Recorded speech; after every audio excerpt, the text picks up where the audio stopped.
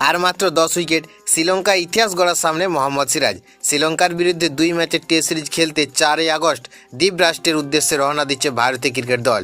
Series শুরু হওয়ার আগে 7 থেকে 9 আগস্ট পর্যন্ত একটি 3 দিনের প্রস্তুতি ম্যাচ খেলবে টিম ইন্ডিয়া। এরপর 15 আগস্ট গল আন্তর্জাতিক ক্রিকেট স্টেডিয়ামে শুরু হবে প্রথম টেস্ট এবং 23 আগস্ট কলম্বোতে অনুষ্ঠিত হবে দ্বিতীয় শেষ টেস্ট।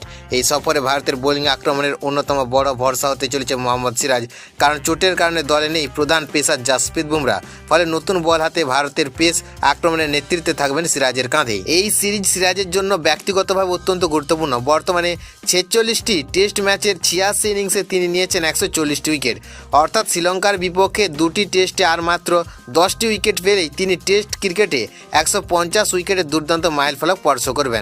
তার বর্তমান বোলিং গড় 29.7 এবং ইকোনমি রেট 3.53। ইতিমধ্যে 5 বার ইনিংসে 5 বা তার বেশি উইকেট নেওয়ার কীর্তি রয়েছে তার ঝুলিতে। নতুন বলে সুইং এবং পুরনো বলে রিভার্স সুইং করানোর দক্ষতার জন্য সিরাজ বিশ্ব ক্রিকেটে আলাদা পরিচিতি তৈরি করেছে।